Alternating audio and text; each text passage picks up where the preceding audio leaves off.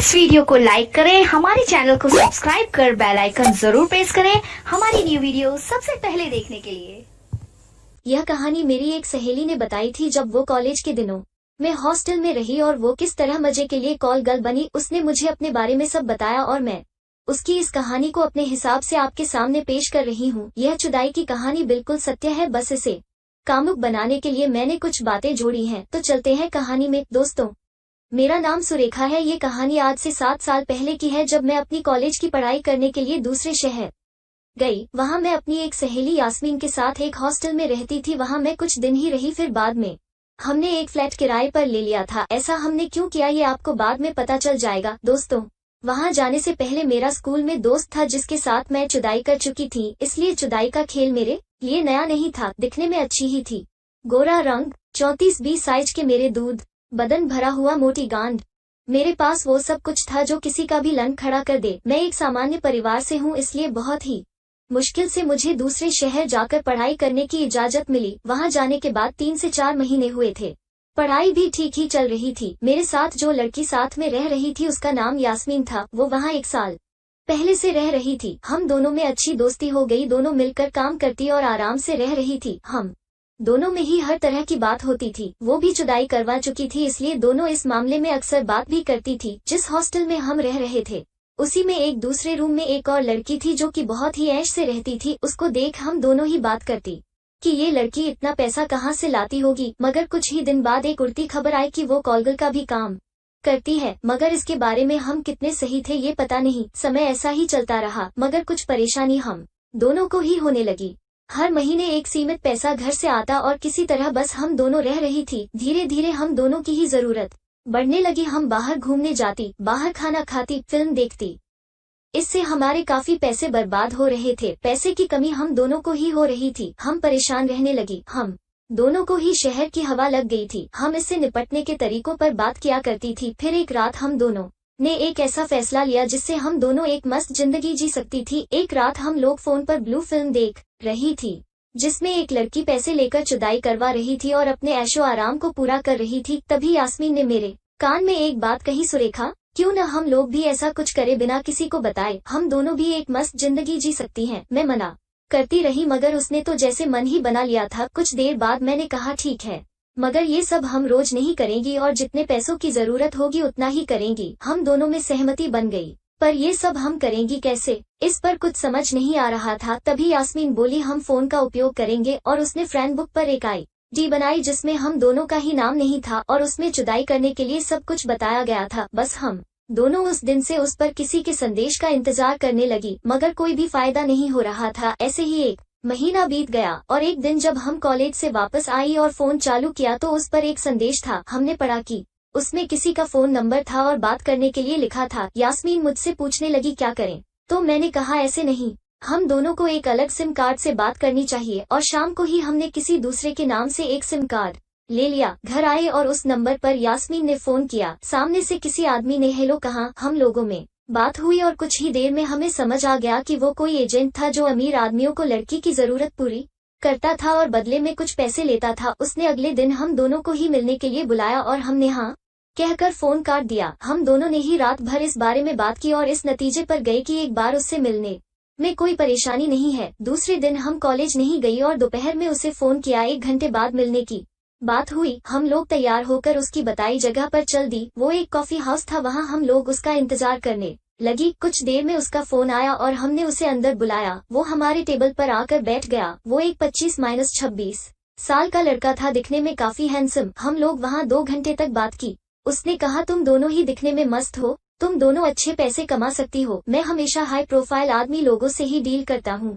वहाँ पैसे भी अच्छे मिलते हैं और सुरक्षित भी रहता है। अगर तुम दोनों मेरे साथ जुड़ी रही तो हम लोग अच्छे पैसे कमा लेंगे। बस तुम लोग कुछ और मॉडर्न कपड़े पहना करो और अपनी बॉडी के ऊपर ज्यादा ध्यान दिया करो। मगर हम दोनों ने उसे अपनी शर्तों के बारे में बता दिया कि हम ये काम रोज नहीं करेंगी और इसके बारे में किसी को पता नहीं चलना चाहिए। उसने हमें पूरी सुरक्षा और गोपनीयता का भरोसा दिलाया। उसने और कई लड़कियों के फोटो भी दिखाए जो कि हमारी कॉलेज की थी जो यह काम कर रही थी। बात पूरी करने के बाद हम दोनों हॉस्टल वापस आ गई। हम दोनों ही काफी डरी हुई थी क्योंकि ये सब हमारे लिए पहली बार था। उस रात भी हम सोई नहीं। बस यही बात होती रही कि क्या करना है क्या नहीं। अगले दिन भी कॉलेज नहीं जा पाए। उसके बाद हमारे कॉलेज की कुछ दिन की छुट्टियां थी तो हमारे पास 4-5 दिन का समय था। इस बीच कई लड़कियां अपने घर जा रही थी मगर हम दोनों ने घर नहीं जाने का फैसला किया। उसी दिन शाम को उस एजेंट का फोन आया। यास्मीन ने फोन में उससे बात शुरू की। उसने कहा अगर तुम दोनों तैयार हो तो तुम दोनों की बुकिंग करवा दूं, अच्छे पैसे मिल रहे हैं, 2 दिन तुम दोनों को वहीं रहना होगा, अमीर आदमी है, अगर तुम दोनों उसे पसंद आई तो आगे भी बुकिंग मिल जाएगी। उससे यास्मीन ने पैसों के बारे में पूछा तो वो बोला तुम दोनों को 25-25 हजार मिलेंगे, 2 दिन वहीं रहना होगा, तुम दोनों अभी बिल्कुल नई हो इसलिए इतना रेट मिल रहा है। यास्मीन ने उसे कुछ देर बाद फोन करने को कहा और फिर हम आपस में बात करने लगी कि 2 दिन कैसे रह सकती हैं, हॉस्टल में क्या बताएंगी।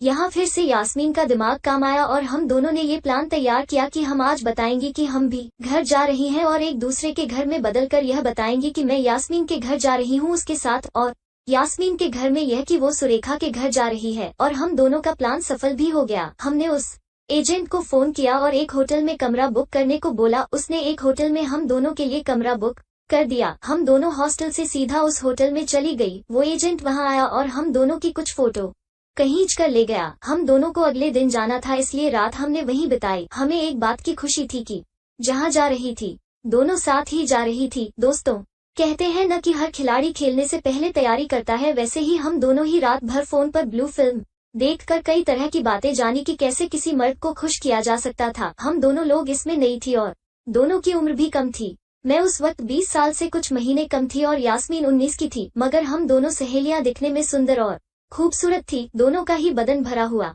बड़े बड़े चूचे, चिकना बदन। हम दोनों के पास वो सब कुछ था जो किसी मर्द को ललचा दे। उस रात हम दोनों ने एक दूसरे के गुप्तांग के बाल साफ किए और अपनी पहली रंडी चुदाई के लिए तैयार हो गई। दोस्तों, चुदाई का पहला दौर खत्म होने के बाद मैं वैसी ही नंगी बिस्तर पर लेटी हुई थी। वो अरबी बाहर चला गया था। मुझे सच में बहुत दर्द हो रहा था। मैं तो सोच रही थी कि बस वो अब न चोदे। मैं बस यही बात सोच रही थी कि वो कमरे में आ गया। उसके हाथों में एक विस्की की बोतल भी थी।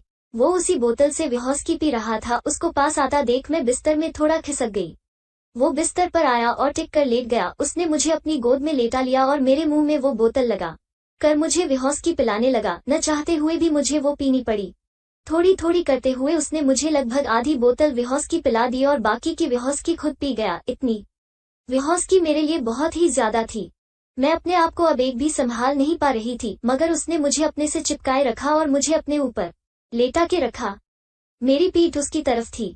वो मेरी पीठ पर अपने दांतों से काट रहा था और अपने दोनों हाथों से मेरे दोनों चूचों को बहुत जोर जोर से दबा रहा था। कुछ देर में मेरे दूध एकदम लाल हो गए और बहुत जलन होने लगी। फिर उसने अपना एक हाथ मेरे चूत में लगा दिया, अपनी 2 उंगलियां मेरी चूत में घुसेड़ दी और जोर से अंदर बाहर निकालने लगा। फिर उसने अपनी एक और उंगली मेरे गांड में पेल दी। दोस्तों, आज तक मेरी गांड चुदी नहीं थी तो मैं दर्द से छटपटाने लगी। अचानक से ही उसने ऐसा किया।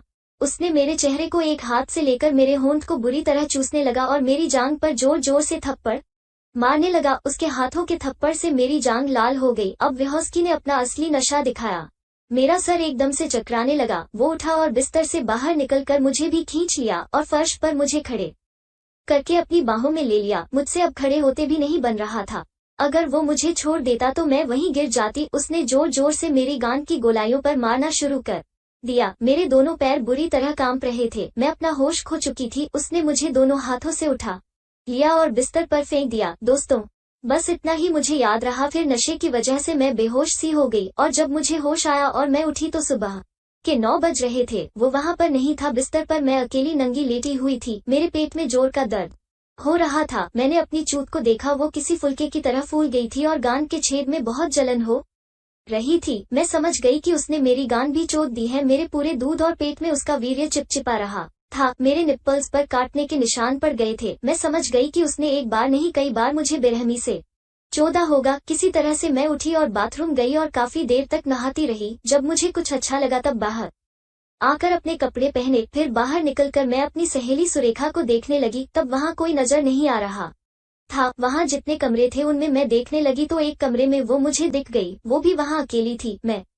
उसके पास गई और हम दोनों ने एक दूसरे की हालत को देखा। तब उसने बताया कि हम दोनों रात भर चुदती रही थी। मेरे बेहोश होने के बाद वो अरबी आदमी सुरेखा के कमरे में भी आया था और उन दोनों ने एक साथ उसकी चुदाई की थी। मेरे पूछने पर कि अभी वो दोनों कहाँ गए हैं तो उसने बताया कि वो दोनों शाम तक आएंगे, किसी मीटिंग में गए हैं। फिर सुरेखा ने वहाँ के नौकर को बुलाया और कुछ खाने के लिए मंगाया। उसी नौकर ने हमें बताया कि हमारे मालिक एक बहुत बड़े आदमी है, उनके कई बिजनेस है और हम लोगों की तरह कई लड़कियां यहाँ आती रहती हैं। यह उनका फार्म हाउस था। वहाँ दिन भर हम दोनों का अच्छे से खाना पीना होता रहा। दोपहर में हम दोनों ने आराम किया और शाम को 8 बजे वो दोनों वापस लौट आए। उनके साथ एक और आदमी भी साथ में था। उसके हाथ में एक बैग था जिससे लग रहा था कि वो भी यहीं रुकने वाला था। नौकर ने उसका सामान अलग कमरे में रखा। वो तीनों नहा धोकर विहौस्की पीने अलग रूम में चले गए। तभी एक कार आई। हम दोनों उस कार को देख रहे थे। उसमें से एक लड़की उतरी। उसे हम देखते ही पहचान गई। वो हमारे पास के कॉलेज की ही थी। हम दोनों ही जल्दी से अपने कमरे में चले गए और नौकर उसे लेकर उन लोगों के पास गया जहां वो लोग शराब पी रहे थे। हम दोनों सहेलियां समझ गई कि जो तीसरा आदमी आया है उसके लिए ही उसे बुलाया गया था। कुछ समय बाद नौकर उसे लेकर हम दोनों के पास आ गया और छोड़कर चला गया। वो हम दोनों को देखते ही पहचान गई और पूछने लगी कि तुम लोग भी शामिल हो क्या। फिर हम सबने सब कुछ आपस में बताया और इस बात को गुप्त रखने के लिए प्रॉमिस भी किया। उसका नाम अंकिता था। वो भी अभी 19 साल की ही थी। वो एक बार पहले भी वहाँ आ चुकी थी। हम तीनों बात ही कर रही थी कि वो नौकर वहाँ आया और हमें चलने के लिए बोला। हम तीनों उस कमरे में गई जहाँ वो तीनों आदमी शराब पी रहे थे। उन तीनों ने हम लोगों को देखा। वो अरबी फिर से मुझे ही घूर रहा था। मुझे लगा कि आज फिर ये मुझे ही चोदेगा। इतने में उसने अंकिता को इशारा किया और अपनी गोद में बिठा लिया। मैं खुश हुई कि चलो आज ये उसकी बैंड बजाएगा। फिर वो आदमी जो आज आया था उसने मुझे बुलाया। वो हिंदी जनता था, शायद वो इंडियन ही था। उसने मुझे अपनी जांघ पर बैठा लिया और यास्मीन फिर से उसी आदमी के साथ हो गई जिससे पिछली रात चुदी थी। मैं जिसकी गोद में बैठी थी उसने अपने हाथ से मुझे विहौस्की पिलानी शुरू की। ऐसा ही सब कर रहे थे। बीच बीच में वो मेरे गालों को चूमता और कभी मेरी जांघों को दबाता। यह दौर चलता रहा और हम सभी शराब के नशे में चूर हो गए। फिर वो अरबी उठा और म्यूजिक चालू कर दिया। अब हम सब जोड़ी में डांस करने लगे। अब तो वहीं पर हमारे कपड़े भी उतरने शुरू हो गए। बहुत जल्द ही हम सभी लोग बिना कपड़ों के डांस कर रहे थे। मुझे डर लग रहा था कहीं ये लोग ग्रुप सेक्स न करने लगे। अगर ऐसा होता तो हमारी गान चूत में एक साथ लन जाता और उन सभी के लन काफी बड़े थे, मगर ऐसा नहीं हुआ। उस अरबी ने सबसे पहले अंकिता को उठाया और अपने कमरे में चला गया। उसके बाद यास्मीन भी चली गई। अब वहाँ मैं और वो आदमी ही बचे थे। वो मुझे अपने से चिपकाए हुए था। उसका एक हाथ मेरी कमर में और दूसरा मेरी पीठ पर था। उसका लंबा सा लन मेरे चूत के पास ही घूम रहा था। अब उसने मुझसे पूछना शुरू किया कि मैं कौन हूँ, कहाँ की हूँ, क्या करती हूँ। मैंने सभी कुछ उसको सच सच बताया। उसने भी अपना परिचय दिया। वो केरल का एक बड़ा बिजनेसमैन था। उसने बताया कि उसकी पत्नी की मौत हो चुकी है और वो हमेशा ऐसे ही कॉल गर्ल के साथ सेक्स करता है। उसने मेरे गाल को चूमते हुए कहा, तुम्हारी जैसी कॉलेज की लड़की मुझे बहुत पसंद है और तुम तो अभी नई माल हो। उसने कहा कि वो 49 साल का है और उसे कम उम्र की लड़कियां बहुत पसंद हैं। वो बोला, आज बहुत दिनों के बाद तेरी जैसी खूबसूरत लड़की मिली है। मुझे आज तुझे जी भर के चोदना है। फिर वो भी मुझे कमरे में ले गया। वहाँ पहुंचकर वो बिस्तर पर लेट गया और मुझे लन की तरफ इशारा करते हुए बोला, चल दिखा दे अपना जलवा, आज इसको ऐसा चूस कि दिल खुश हो जाए। मैं उसके लन के पास बैठ गई। उसका मोटा काला लंड उस समय ज्यादा टाइट नहीं था। पहले मैंने उसे हाथ में थाम कर आगे पीछे करना शुरू किया और उसको चूमना शुरू किया। उसके लन से गंदी महक आ रही थी, मगर मुझे तो चूसना ही था। इस काम के तो पैसे ले रही थी मैं। मैंने अपने मन को शांत किया और उसके सुपारे को अपने मुंह भर लिया और जीभ से उसको चाटने लगी। फिर पूरा लन मुंह में भरकर बड़े प्यार से चूसने लगी। जैसा मैंने फिल्म में देखा था बिल्कुल वैसा करने की कोशिश कर रही थी मैं। कुछ ही देर में उसका लन पूरा टाइट हो चुका था। वो बोला, बस तू चूसती रहना, छोड़ना मत जब तक मैं न बोलूं। मैं भी अब गर्म हो गई थी और पूरे मन से चूस रही थी। वो लेटे लेटे मेरे बाल सहला रहा था। कुछ देर में उसने दोनों हाथ से मेरे सिर को पकड़ लिया। मैं जान गई कि ये झड़ने वाला है। मैं उसका वीर्य मुंह में लेना नहीं चाहती थी, मगर उसने मेरे सिर को नहीं छोड़ा और उसका पूरा माल मेरे मुंह में भर गया। मजबूरी में मुझे वो गटकना पड़ा। फिर भी वो मुझसे लंड चटवाता रहा जब तक मैंने उसके लन को साफ नहीं कर दिया। इसके बाद उसने मुझे छोड़ा और मैं बाथरूम गई और मुंह को साफ किया। इस वीडियो को लाइक करें, हमारे चैनल को सब्सक्राइब कर बेल आइकन जरूर प्रेस करें हमारी न्यू वीडियो सबसे पहले देखने के लिए।